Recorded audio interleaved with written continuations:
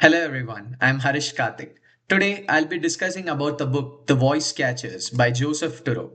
This book emphasizes on how companies use voice-based technologies like Alexa, Siri, and customer service calls to collect data, analyze the behavior, and influence consumers. It's basically the technology right now. So, at first glance, voice assistants feel very simple and helpful to us, and many of us use them as to check the weather report or set reminders or play music or just if you need any quick answers for your questions.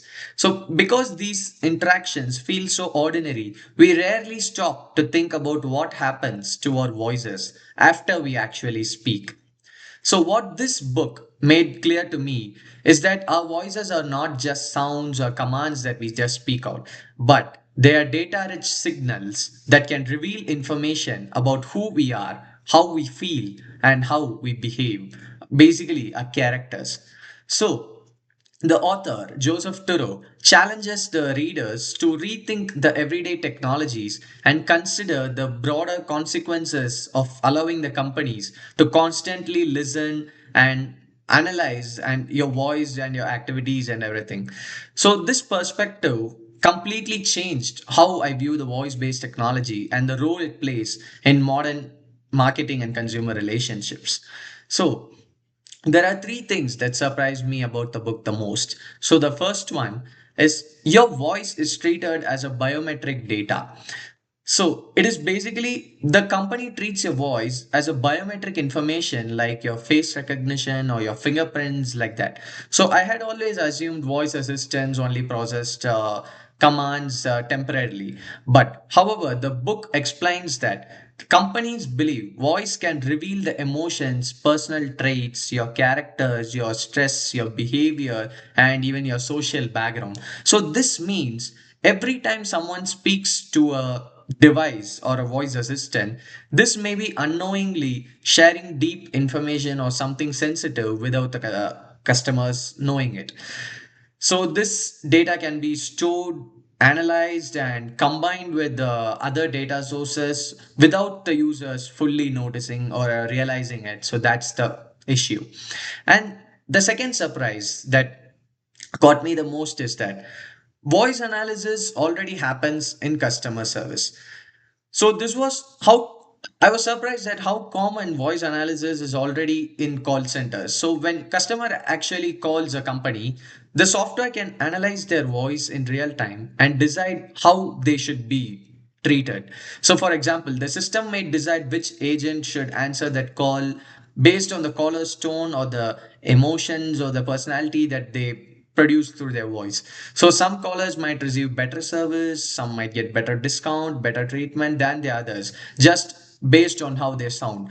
So this surprised me the most because most of the people think customer service is neutral, but the book shows that it can subtly be personalized and biased without the customers knowing it.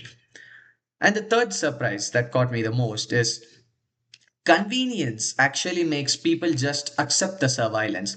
So this third thing that surprised me the most was how easily people just fall to the convenience that has been provided to them and just how they give up their surveillance or privacy for it.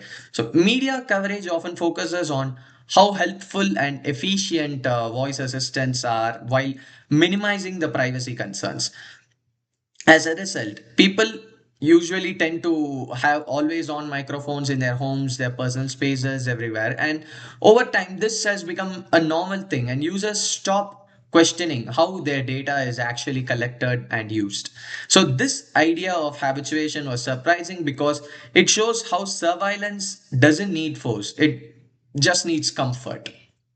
And this situation or topic that had an impact on my favorite brand, that is Amazon. I want to speak about it.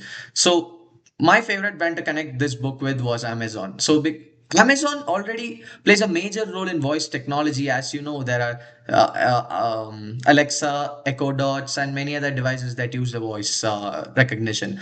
So, based on what I read in the book, the impact on Amazon to be significant in both positive and negative ways. So, on the positive side, when we are looking at it, Voice data allows Amazon to understand the consumer behavior and their pattern, their purchasing pattern, and about their personalized experiences better.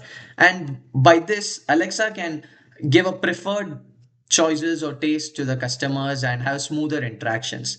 But however, the book also has the negative side and made me realize that if Amazon uses voice data too aggressively or out of reach, it could damage the trust and the loyalty that is of the customers.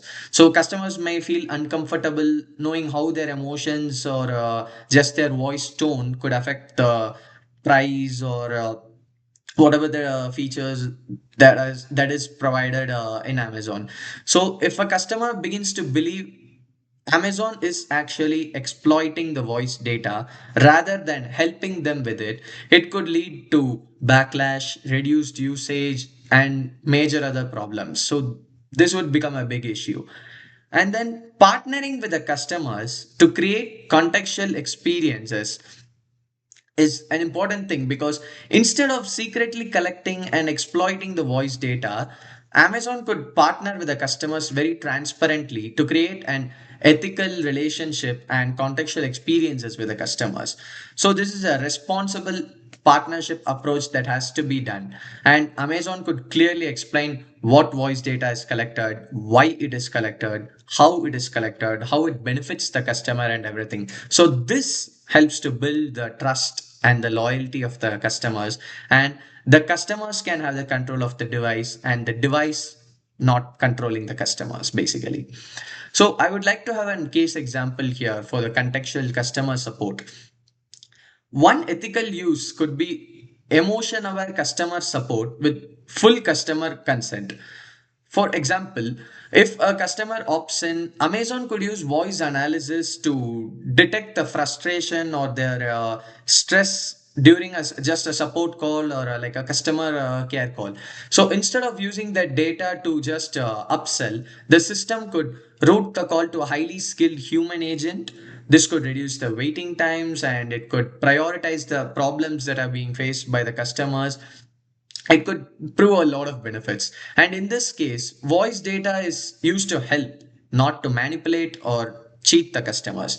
So the customer benefits through faster and more efficient services, while Amazon can benefit from higher satisfaction of the customers and their loyalty. So this kind of partnership aligns with a long-term aspect also. To conclude, the Voice Catchers book changed the way I think about the voice technology right now. It showed me that our voices that are powerful sources of data, and that companies are already using them in ways most consumers don't even recognize or realize about it right now. So and the three biggest surprises for me were how voice is treated as a biometric data, how the voice analysis is ready to influence the customer service, and mainly how convenience just makes surveillance feel very normal to the consumers. And for brands like Amazon, it this technology, voice based technology, offers huge potential but also serious responsibility, which is an important thing. The key lesson or the highlights from this book is that the companies must choose whether to exploit their customers or partner with them and gain their loyalty. When voice data is used transparently and ethically, it can create meaningful and contextual experiences with the customers. But when it's used secretly, it risks the trust, privacy, and creates a lot of issues for the customers. It is unfair to them. So always maintain a fair and ethical way of doing it, and that is the right thing to do, and not manipulate the customers in a wrong way. So that's the main aspect and the objective of this book, and I'm glad I shared it with you. Thank you.